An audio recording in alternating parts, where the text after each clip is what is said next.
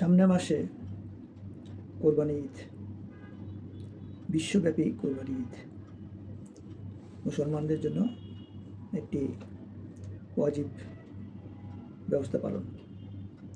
সেখানে আমরা পশু কোরবানি দিয়ে আমরা এই ঈদের খুশি আনন্দ প্রকাশ করি।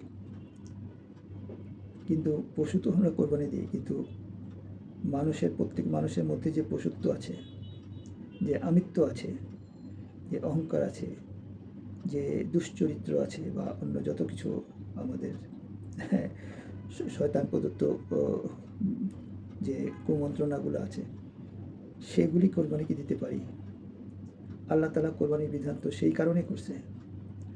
এই পশু কোরবানি দিয়ে মাংস খাওয়ার জন্য লক্ষ লক্ষ টাকা দিয়ে পশু কিনে সেটার মাংস খাবো, এটা বাহাদুরি করব, এটা তো আল্লাহ তাআলার ইচ্ছা ছিল না।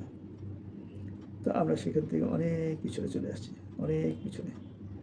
আমাদের সমাজে এখন হচ্ছে যে যার যত বৃত্ত আছে, অর্থ আছে, সে সেভাবে বড় বড় পশু কিনে সেই পশু কোরবানি দিয়ে আমরা নিজেদেরকে জাহির করি যে আমরা কত হামকি হনুরে, আমরা কত অর্থশালী বৃত্তশালী, দেখো রে বাবা। তো এইখান থেকে যখন আমরা বের হয়ে আসব, তখন আমাদের যে মনুষ্যত্ব, দ্যাট ইজ মানুষ হিসেবে যে চরিত্রগুলো আছে, সেটা যখন ফুটে উঠবে, আর মানুষের যে অহংকারের কোরবানি হবে, যখন তার ভিতরের যে লোভ লালসাগুলার কোরবানি হবে, তখনই আসলে কোরবানির প্রকৃত অবস্থা বোঝা যাবে।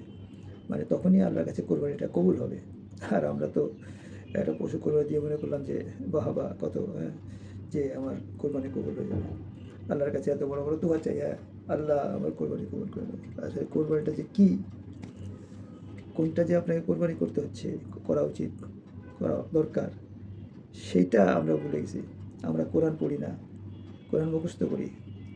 এখন কোরআনের বাংলা পাওয়া যায়, বাংলা পড়লে কিন্তু আমরা অনেক কিছু জানি, বুঝতে পারি যে আল্লাহ আমাদেরকে কী ইনস্ট্রাকশন দিচ্ছে, কী করতে বলছে, কীভাবে চলতে বলছে, জান্নাত কোথায়, জাহান্নাম কোথায়, এবং সেটা অর্জন করার সহজ পথ কী।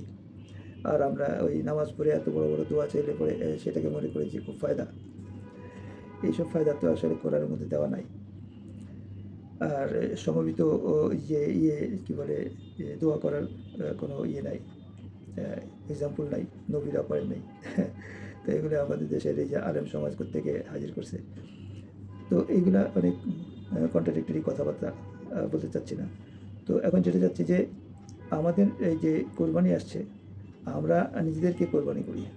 হ্যাঁ, আমরা নিজেদেরকে কোরবানি করি, নিজেদের অহংকারকে কোরবানি করি, নিজের যে ইয়েটা আছে বড়ত্বকে কোরবানি করি, আমরা মানুষ হিসেবে মনুষ্যত্বকে জাগ্রত করি। তাহলে আমাদের কোরবানিগুলো আপনার হবে, কবুলিয়াতে হবে, এবং আল্লাহ দরবারে সেটা কবুল হবে ইনশাআল্লাহ।